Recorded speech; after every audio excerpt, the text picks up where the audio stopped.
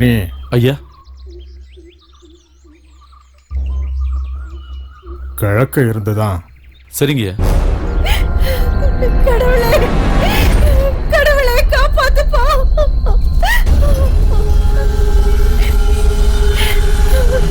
கடவுளே காப்பாத்துப்பா.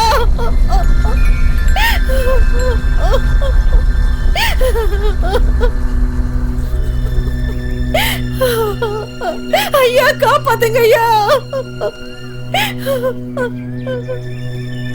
அங்க படுக்க வைங்க. நீங்க எல்லாரும் தள்ளி நில்லுங்க.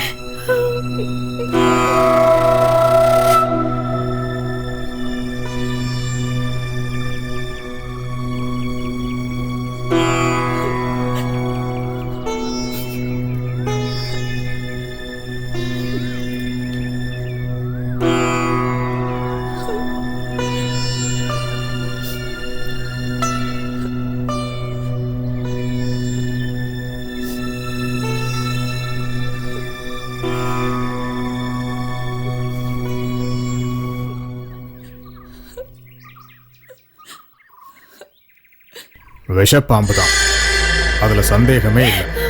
வைத்தியரையா, நீங்க தான் என் புருஷனை காப்பாத்தணும். விறகு வெட்டுறதுக்காக காட்டுக்குள்ள போனாரு. என்ன கடிச்சதுன்னே தெரியலங்கய்யா. மூச்சு பேச்சு இல்லாம கிடக்கும் போதுதான் பார்த்தோம். தெரியும், நீங்க தைரியமா இருங்க. பழனி ஐயா, நீ போய் அந்த மருந்து எடுத்துட்டு வா. சரிங்க.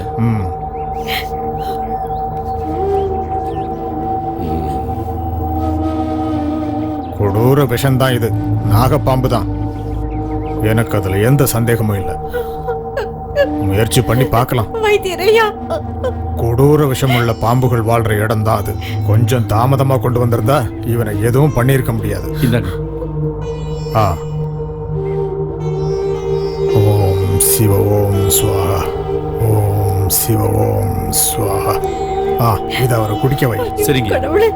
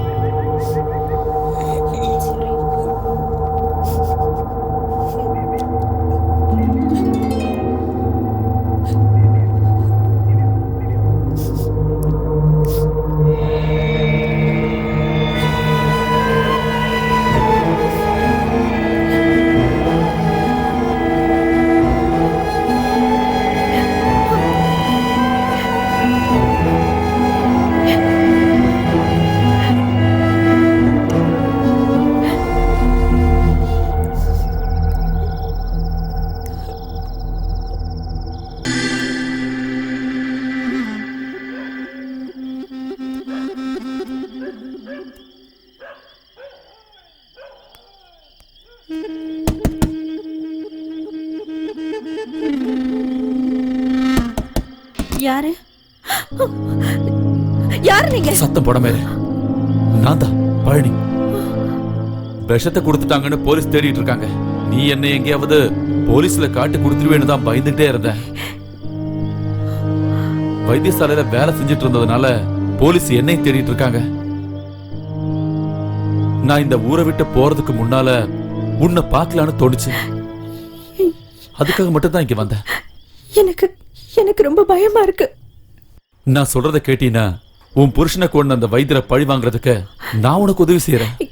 நீங்க இங்க இருந்து போயிடுங்க. போறேன். ஆனா அதுக்கு முன்னாடி உங்ககிட்ட சில விஷயங்களை எனக்கு சொல்ல வேண்டியிருக்கு. அதுக்கு இதுதான் சரியான நேரம். வா. வா.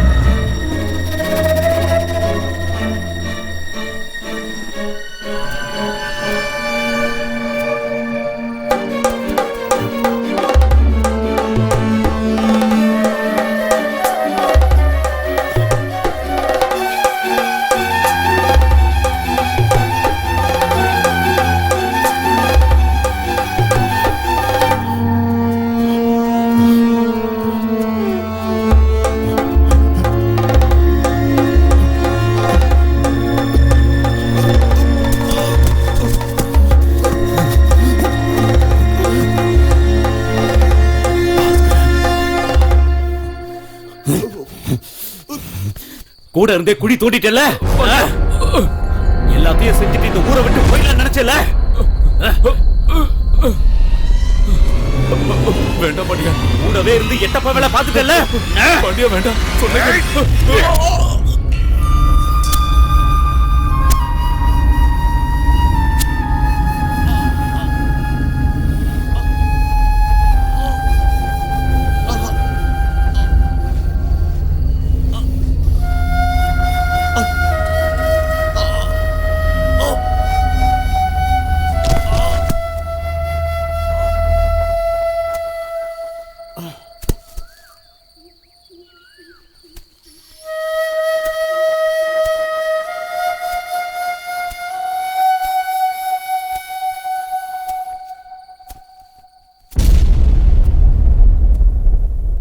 காலம் மாறியது.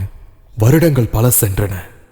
வைத்தியசாலையும் நாகத்தம்மன் கோவிலும் அதை சுற்றியுள்ள நம்பிக்கையும் 2 தலைமுறைகளுக்கு பிறகும் அதே நிலைமையில் உள்ளது. வைத்தியரையா,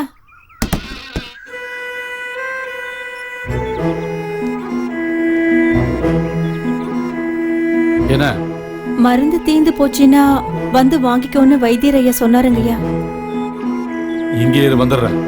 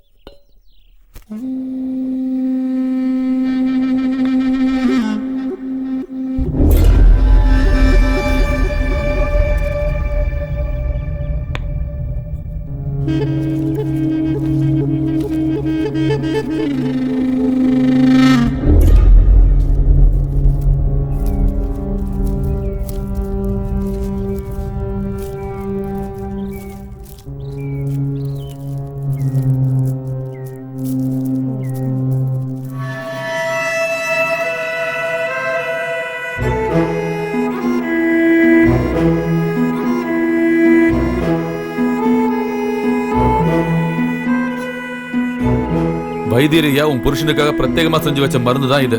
காலையிலயும் மாலையிலயும் ஒன்னொன்னு கொடுத்தா போதும். சரிங்கய்யா, ரொம்ப நன்றிங்கய்யா.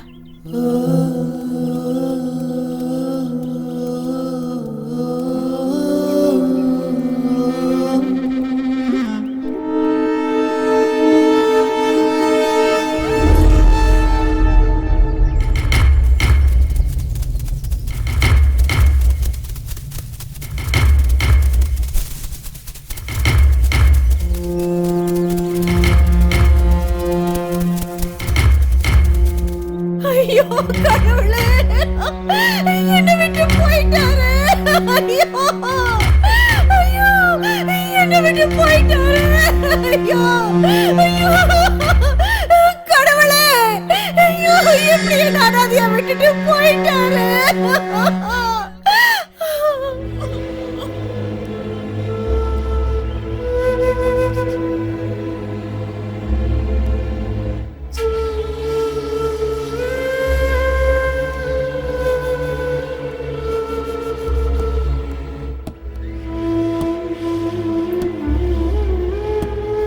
பாண்டியா, என்னாச்சு? அது கொலை பண்ணிட்டோன்னு சொல்றாங்க. பாடியை போஸ்ட்மார்ட்டத்துக்காக போலீஸ்காரங்க கொண்டு போயிட்டாங்க. ஊர்க்காரங்க சொன்னது நம்ம கொடுத்த மருந்துல விஷம் இருந்துதான். இப்ப என்ன பண்றதுன்னு தெரியலங்கய்யா. அவன் எங்க? பாண்டியா, பழனி எங்க? பழனியோட விஷயத்த நான் பாத்துக்கிறேங்கய்யா. அவன் எங்க போய் ஒளிஞ்சாலும் நான் அவனை கண்டுபிடிச்சறங்கய்யா.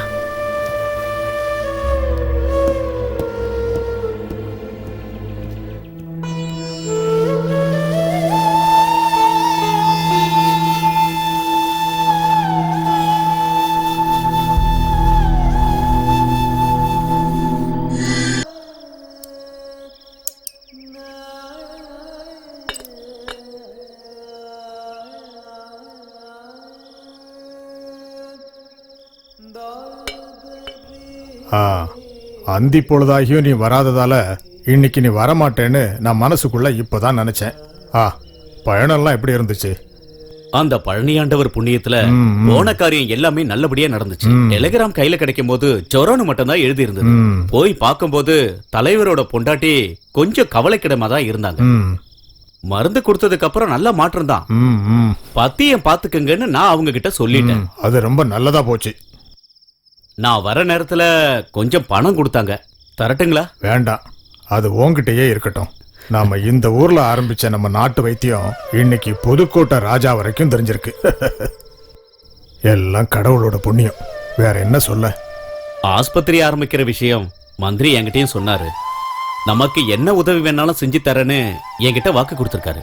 நம்ம நாட்டுக்கு அது ரொம்ப தேவை. கவலைப்பட வேண்டாம், எல்லாம் நடக்கும், எனக்கு சந்தேகமே இல்லை. எப்படியோ நீ இன்னைக்கு நம்ம ஊருக்கு வந்திருக்க. நாம ஒரு இடம் வரைக்கும் போக வேண்டியது இருக்கு. கீழக்கரையில் இருக்கிற மஸ்தான் வீடு வரைக்கும் போகணும். போலாங்க ஐயா. அவரு ரொம்ப கவலைக்கிடமா இருக்காரு. ஐயா, அப்போ இங்க வரவங்க எல்லாரையும் இவன் பார்த்துப்பான். என் சிஷியனாச்சே, பாரம்பரியம் இல்லைன்னாலும் அனுபவம் இருக்க, அதர வைத்தியத்துக்கு தேவை. என்னப்பா? எது எப்படியோ வைத்தியசாலையை மூட வேண்டாம். சரிங்க ஐயா.